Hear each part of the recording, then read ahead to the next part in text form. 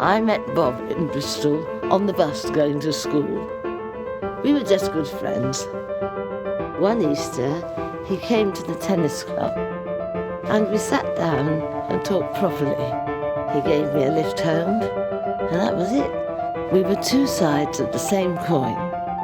He asked my parents if we could get engaged before we went to university, but they said we were too young. Bob hated campus life, and he spent most of his weekends caving with his older friends. Gradually, the tensions grew, and eventually, he decided he would go to Canada to seek his fortune prospecting in the Northwest Territories, and I could follow on after university. I went to Liverpool to see him off on the boat.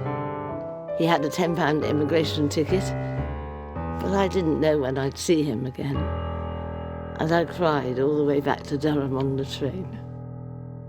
We communicated through flimsy blue air letters and the occasional phone call that had to be booked 3 days in advance. Bob was cross with me because I wasn't there soon enough. Months later, Bob's mum told me that he'd married someone else. So I married someone else. I was 22. Of course, I didn't know I'd have 3 boys then. But if I've done anything right in my life, it's having my children. But the marriage didn't last. I got divorced. I'd just got my first job in London when out of the blue, Bob called in. I hadn't seen him for 30 years. He showed me the brochure for a new company he'd founded. He was looking for platinum, but he'd found diamonds. It was exciting seeing him again. It wasn't an affair. I never felt that it was illicit. This was really it. I thought we had a second chance here. I was divorced. He said he was separated. We planned a life in Canada together with my kids. I even got a high-paid job out there, and we put a deposit on a house in Toronto. Then, 3 weeks before we were due to go, I got a midnight call from New York Airport saying he'd changed his mind. He disappeared. I'd sold my house here and given him my notice on my current job. But I couldn't go to Canada alone because I didn't know anyone there. Then my new employers in Toronto fined me $10,000 for not taking up the post. I was left high and dry.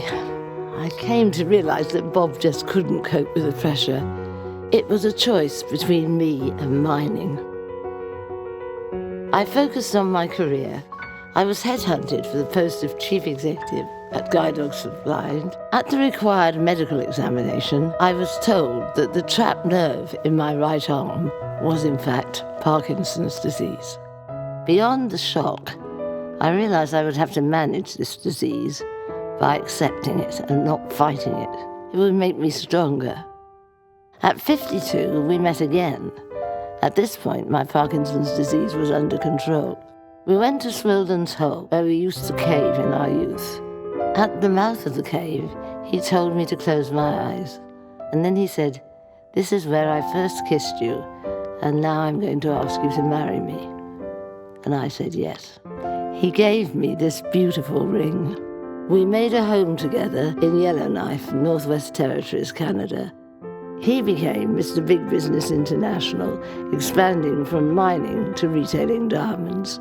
I became the first chair of the Charity Commission, receiving a CBE for my services to the voluntary sector.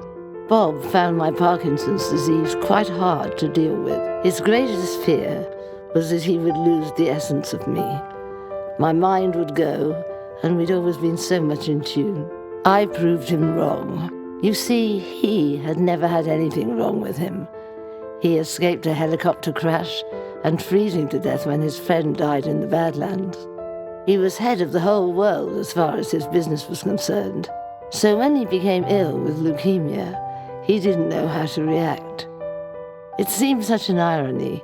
He was a person who liked to be at the heart and soul of things with people he knew well. But at Christmas, with his family, he sat in the corner and said nothing. And it was then I knew he probably wasn't going to make it.